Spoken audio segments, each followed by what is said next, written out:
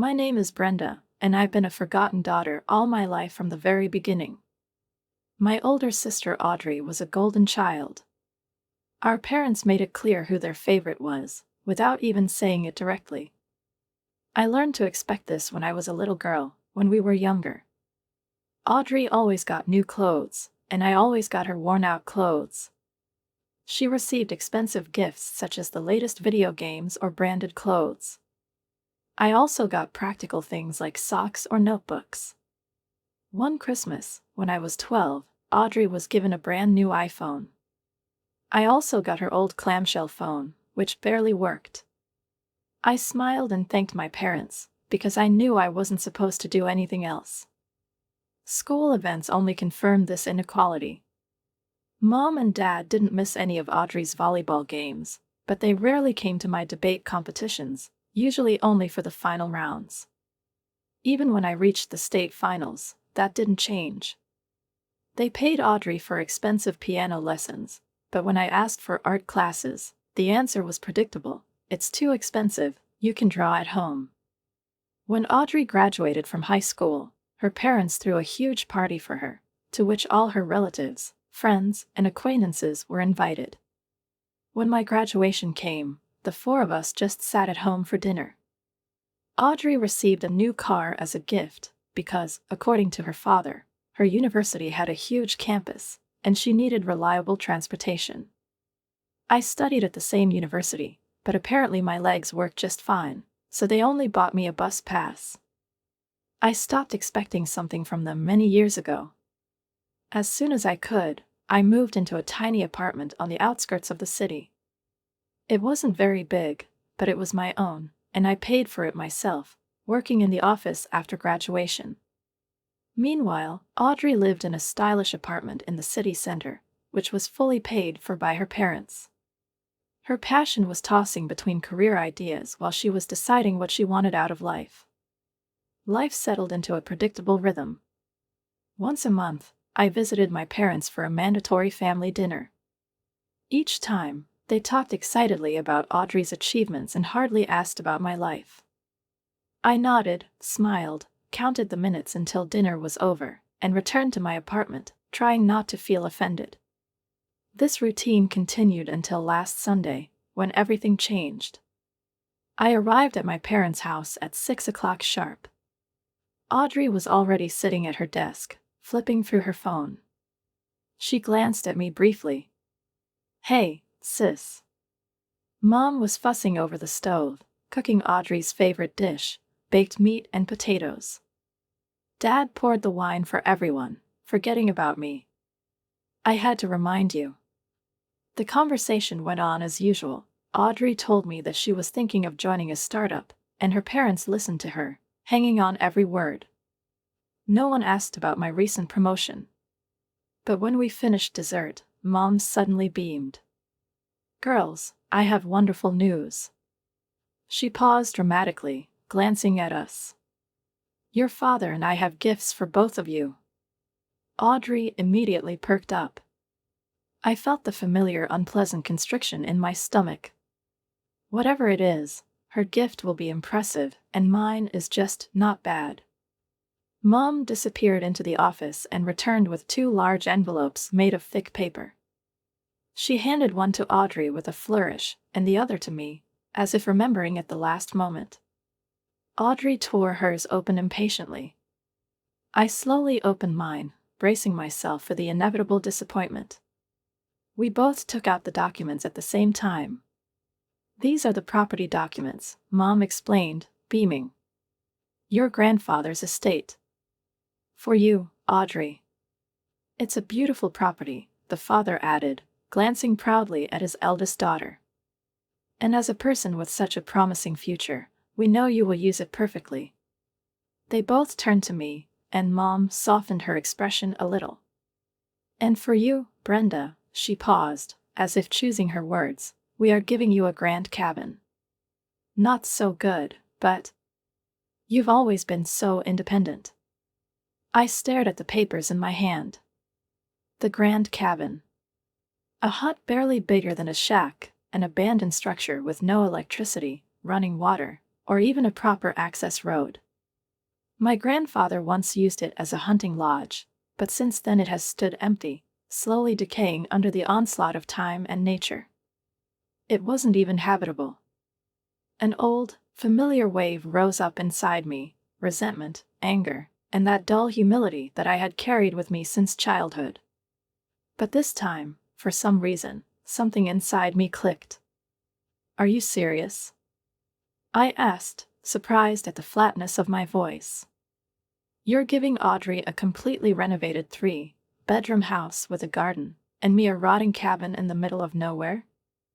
Mom's eyes widened, as if she hadn't expected my resistance. "Brenda," she began in her soft but alien voice, "you're being dramatic. It's a charming place with potential.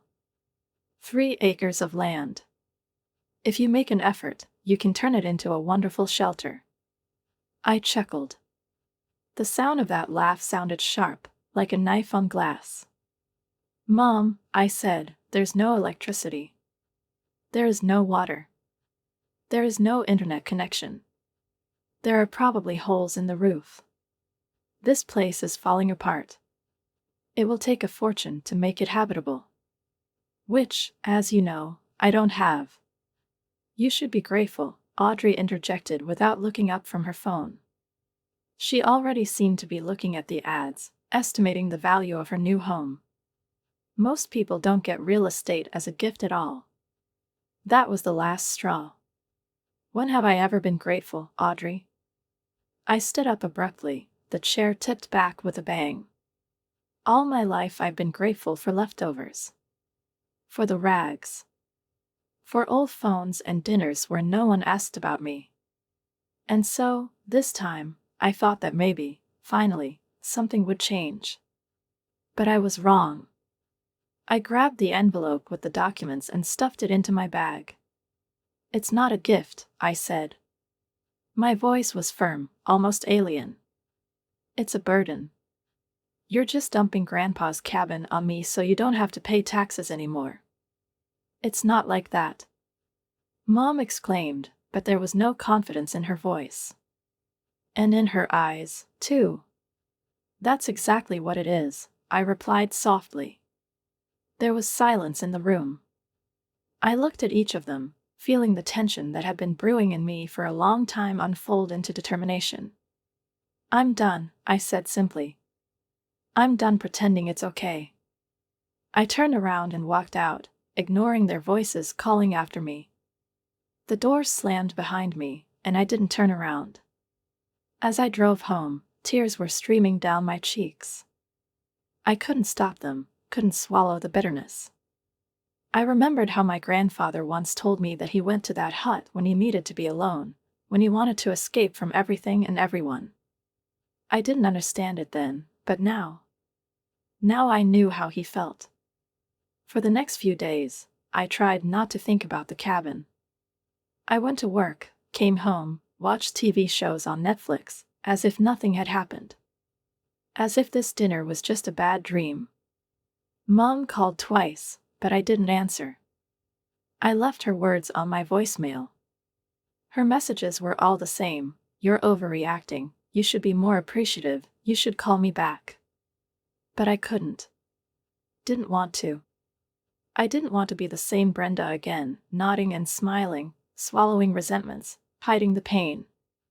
Instead, a few days later, I took an envelope out of my bag and took a real look at the papers for the first time. Real estate valuation, cadastral numbers, tax calculations. I flipped through page after page until my eyes caught on a single number. I froze. "You've got to be kidding," I muttered, staring at the line. "Property tax assessment. $3,000 a year. For this wreck." The figure hit me like cold water. It was a significant part of my budget. I could barely keep up with my usual expenses, and now this. I knew I couldn't just get that fact out of my head. So she picked up the phone and dialed the office of the district assessor. "Yes, it is," the clerk confirmed, sounding tired, as if he had repeated this phrase 100 times a day. 3 acres with potential access to the road. The location is becoming more and more attractive. I thanked him and hung up, feeling an unpleasant lump in my stomach. This gift threatened to drain my savings if I didn't do something quickly. The solution seemed obvious. I had to sell this cabin. That evening, I found in an old family album several photographs of a house covered with moss, with peeling walls and a sagging roof. I added images of the property documents to them, compiled an online listing, honestly describing the property as a repair house on 3 acres of land. I indicated that I was selling it as is, without guarantees. The price is $155,000. I was hoping that someone would be interested in at least the land. And then I waited. 2 months have passed. Not a single request, not a single call. I started thinking desperately about lowering the price, just to get rid of this burden before it dragged me into a financial hole. And so, one Tuesday morning, I woke up and saw 3 new messages on my phone from people interested in buying. By lunchtime, there were 5 more. By the evening, the first offer was received, $20,000. They didn't even want to see the property.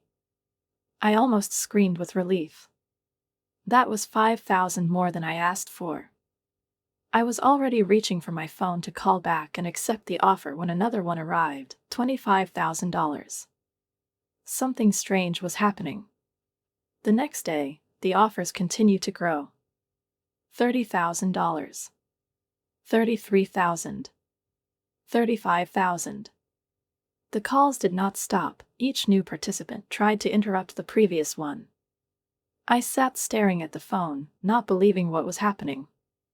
And then, on Friday, I got a call that completely confused me. "Miss Wilson?" A polite voice rang out. "This is Thomas Raymond from the Evergreen Development Group. We would like to offer you $50,000 for your property." I almost dropped the phone. $50,000? I asked, trying to hide my surprise. "For this one. A cabin?" "Yes," he said calmly. "We can discuss the details at a meeting next week." I agreed, even though my insides were racing. Something was happening, and I didn't understand what it was. Why did this land suddenly become so desirable?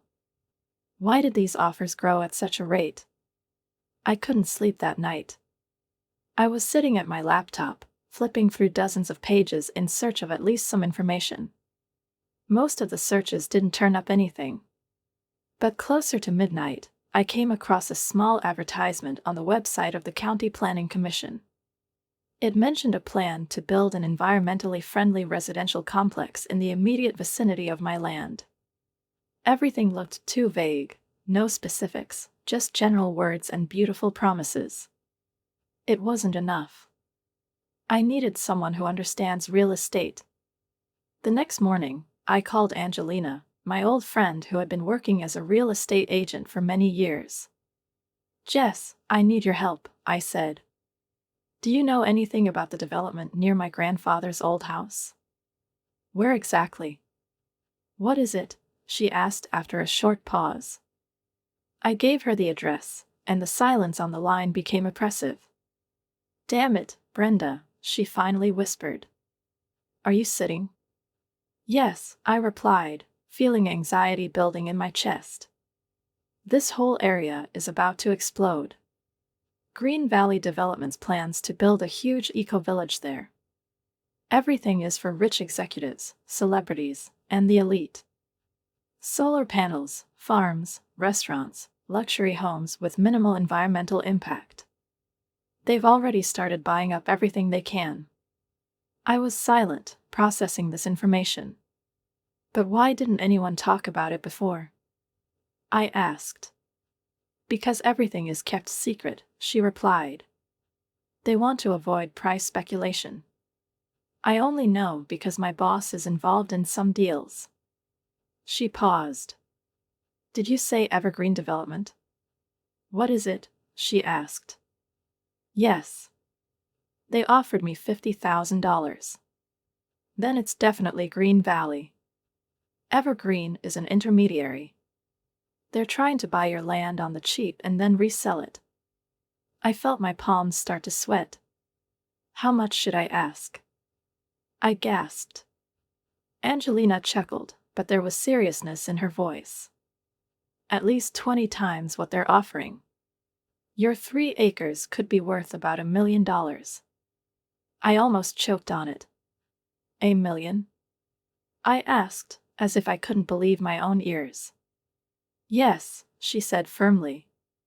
In such a location, with their plans. Your land is a gold mine. Don't settle for anything less. I turned off the bell, and the room became deafeningly quiet. $1 million. For Grandpa's hunting lodge. For the very hut that my parents easily dumped on me to get rid of my worries. I was sitting on the couch in shock, trying to process what had just happened. This useless property that my parents dumped on me to avoid paying taxes could actually be worth a fortune. The irony of the situation was acute, almost painful. I remembered how they handed me that envelope, as if handing over an unnecessary burden. But now this burden could be my chance. When Monday came, I made up my mind. I called Thomas Raymond back. Mr. Raymond, I began, trying to keep my voice steady and confident. I've considered your offer. I'm ready to sell, but not for $50,000. What price did you have in mind? His voice was still polite, but I could hear the tension. $1 million, I replied, and fell silent. There was a long silence on the line. I could hear my heart pounding. Finally, he spoke, and his voice lost its previous smoothness. Miss Wilson, that's an unreasonable number. You may have misunderstood the nature of the property. I clenched my fingers, barely able to contain my trembling. I understand perfectly, Mr. Raymond. 3 acres in the very spot where Green Valley Developments is planning its new eco-village. There was silence again, but now it was different, wary. I see you've done your homework, he said carefully. I did. And I know that my land is needed to promote the project. $1 million is still out of the question, his voice became firmer. But I see that we need to reconsider our offer. Could you meet to discuss this in more detail? I agreed. The meeting was scheduled for the next day at their office. I knew it was a mistake to go there alone, so I asked Angelina to accompany me as a consultant. Thomas wasn't alone when we entered. He had people with him who, without a doubt, represented the interests of Green Valley. The real buyers, hiding behind a screen of intermediaries. They were dressed in expensive suits, their faces covered with masks of professional politeness. Negotiations have begun. 100,000, said the first sentence. 950,000, I replied calmly. A slight hesitation, barely perceptible, like a shadow on Thomas's face. 300,000, he said after a few minutes. 900,000, I snapped. We haggled for 3 hours. Waves of tension rolled in and out. Angelina carefully followed every word, she caught every glance, as if she was reading thoughts. When fatigue settled on everyone, the final offer was on the table. 800,000, Thomas said, and there was a note of weariness in his voice, as if he knew he couldn't go any further. I looked at Angelina. She nodded slightly, whispering, "It's a fantastic deal."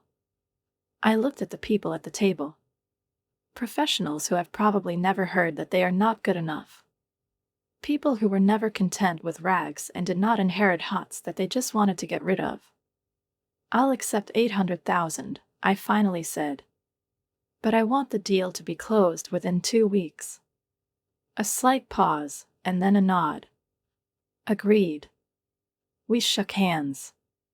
2 weeks later, I was sitting in the office of the company registering ownership, watching the last documents being signed.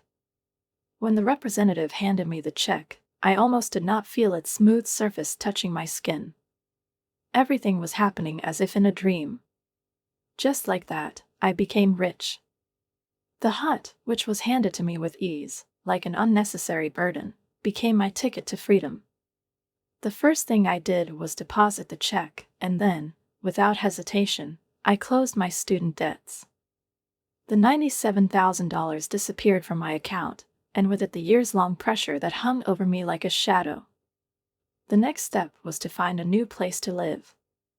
I searched for a long time, but in the end I found a bright one-bedroom apartment in a good area. It cost $30,000, and even after that purchase, I still had almost $380,000. It was more money than I could ever have imagined. I knew I needed help not to waste them.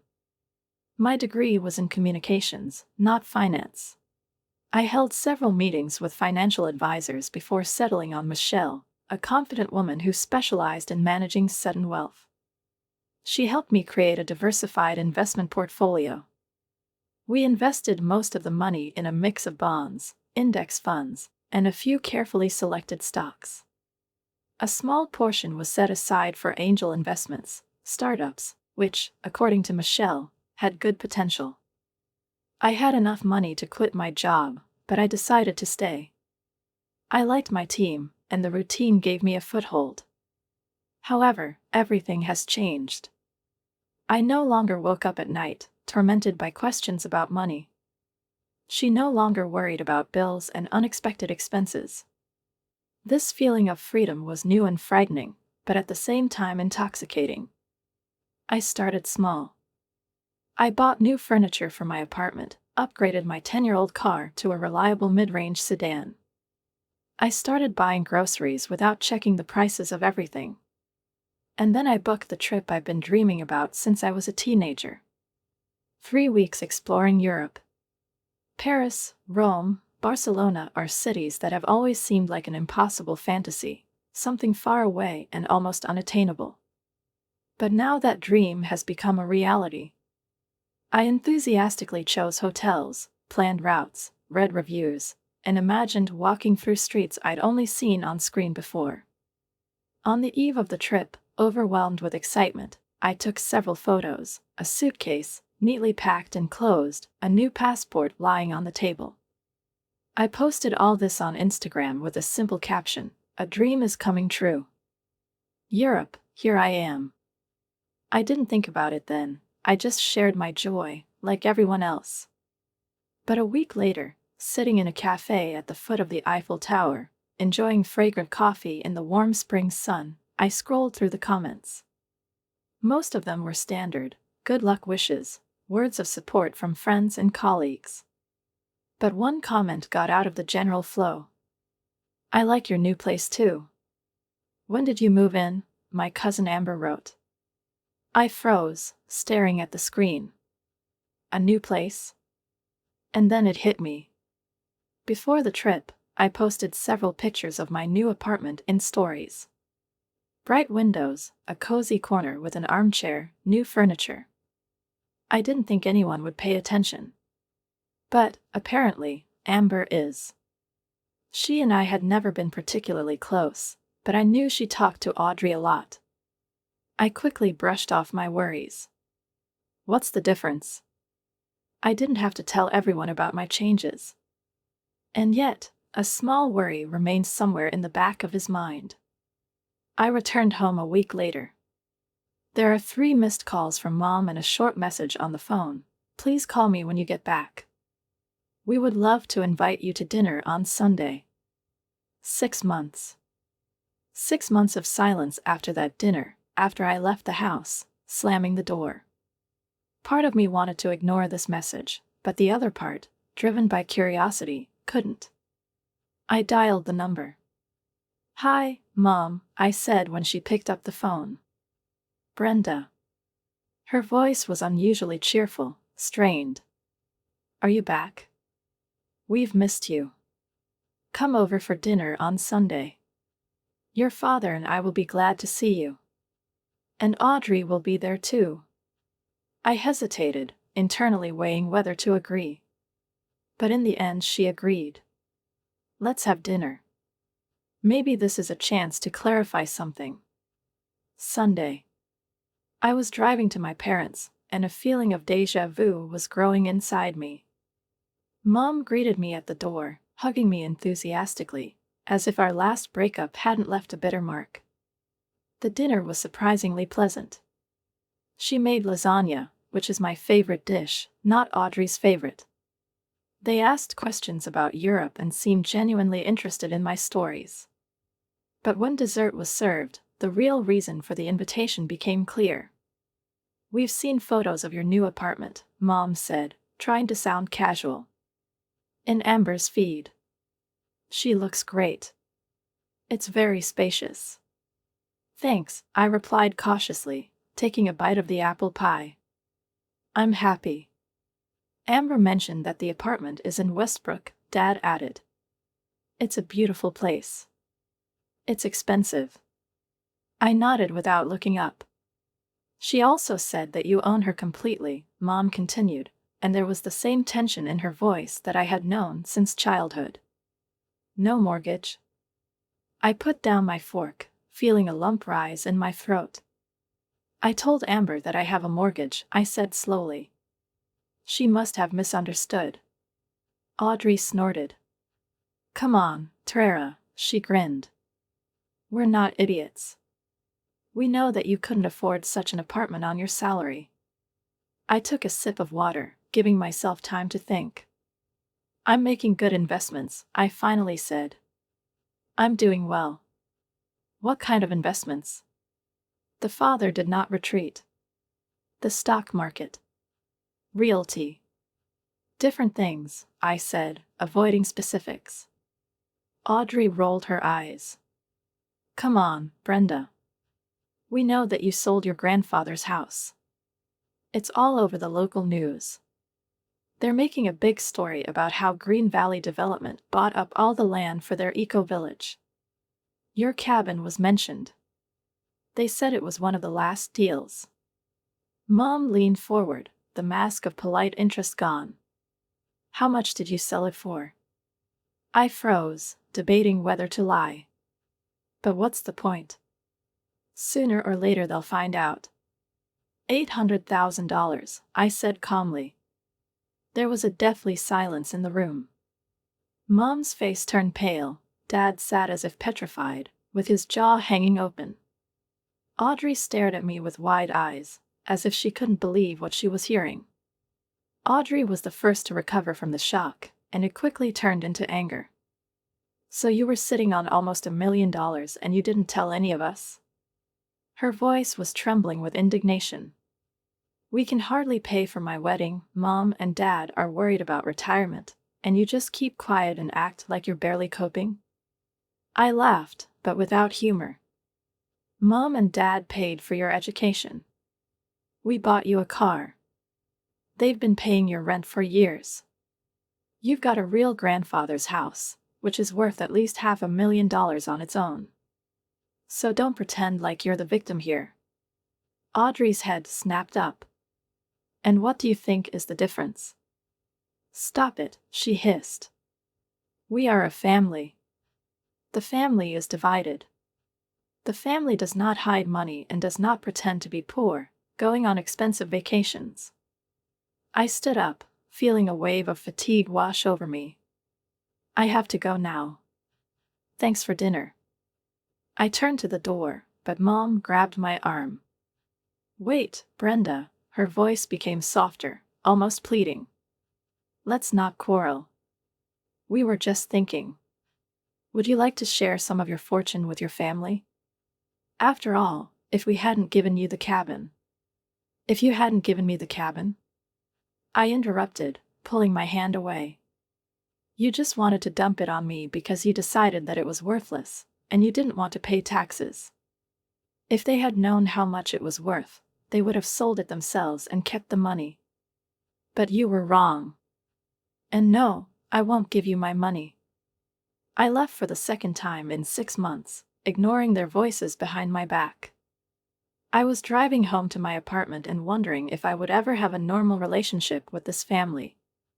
Or at least honest ones. 2 weeks later, I received a letter. It was from my parents' lawyer. My heart sank when I opened it. Inside is a formal notice of a possible lawsuit, a demand to review the profit section from the sale of the grandfather's hut. I immediately called Michelle, my investment advisor. Her voice was calm but determined. You need a lawyer. Reliable. I'll recommend David. He's one of the best. The next day, I sat in his office, showing him the documents, all the papers on the property, the contract of sale, bank statements. David flipped through them in silence, focusing on the key points. Finally, he put down the papers and looked at me. It's simple, he said. The property was legally transferred to you. All documents are in order, the transfer is executed correctly. Their demand makes no sense. Are they really going to sue? I asked, trying not to show my tension. He leaned back in his chair. Maybe. But they will lose. I think they're bluffing to intimidate you. I suggest we answer formally and see how they behave further. We have scheduled a meeting. To meet face to face. On the day of the meeting, I was standing outside my parents' house again. This time, not as a daughter, but as an opponent. I brought David, while my parents came with their lawyer, a slimy man named Richard Daniels. A cold tension hung in the office. I stayed silent, letting David do the talking. My clients are ready to negotiate in good faith, Richard began, opening the folder. They believe that a 30% share of the revenue would be a reasonable decision, given the circumstances. David answered evenly, politely, but firmly. Miss Wilson legally owned this property. Ownership was duly transferred to her more than a year ago. She had every right to sell it at any time. But the transfer was made under false pretenses, Richard objected. My clients did not know about the building plans. So did Miss Wilson when she got the property. David smiled a little. But she found out about it herself, inheriting what everyone, including your clients, considered a useless hut. She didn't have to share this knowledge. The altercation lasted almost an hour. They insisted on moral law, and we insisted on facts. And finally, Mom couldn't stand it. This is ridiculous, she said, her voice shaking. Audrey is getting married in 3 months. We can't pay all the expenses. Even 10% will help. That would be fair. For a moment, I almost felt sorry for her. Almost. No, I said firmly. I will not give you any interest. You can sue if you want, but David has already explained how this will end. My father frowned sharply. It's not about the money, Brenda. It's about family. About respect. We've provided you with a roof over your head and food on the table. Everything so that you can become what you have become. I looked at him and felt a chill rising up my spine. You made sure that I was the second most important person every day of my life, I said quietly. Was this also part of your concern? For him, I've been on my own since I was 18. She graduated from college, built a career on her own, and learned to make decisions about money and the future on her own. I've learned to live without waiting for help or asking for it. Everything I had, I earned by my own efforts. The meeting ended quickly. The parents and their lawyer left without reaching any decision. Their faces were tense, but there was dejection in their voices. David assured me that they had no legal grounds for a lawsuit. If they don't file it within the next few months, they'll probably never file it again. He was right. There was no legal action. Instead, something worse started happening. The family gossip machine is running at full capacity. My phone started ringing with messages from relatives, whose existence I had almost forgotten. Second cousins whom I hadn't seen since childhood, distant relatives with whom we exchanged polite postcards only on holidays. Suddenly, they all wanted to reconnect. Brenda, dear, we haven't talked. For a long time. How are you? I've heard about your success. I hope we'll meet soon. I'm terribly embarrassed to ask, but my son has medical problems, and insurance doesn't cover treatment. I have an amazing business idea, you should definitely invest in it. These stories were endless. Each one is more desperate than the previous one.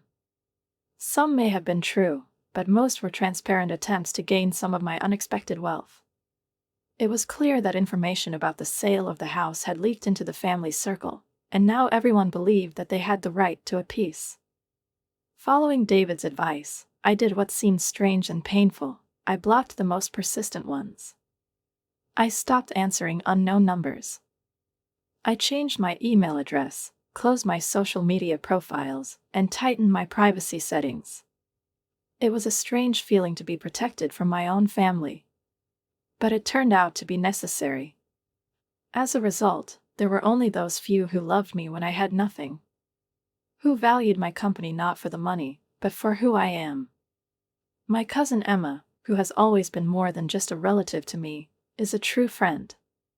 My Uncle Joe, who sent me a birthday card every year, without exception.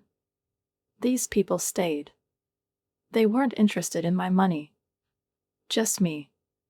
6 months have passed since the sale of the house, and my life has found a new rhythm. I still worked for the same company, but now I only took on projects that I really liked. I wasn't chasing profit anymore, I was looking for meaning. I traveled when I wanted to, built a comfortable, peaceful life that finally belonged to me. One day, while sorting through my mail, I found a brochure from a charity organization that works with children from disadvantaged families.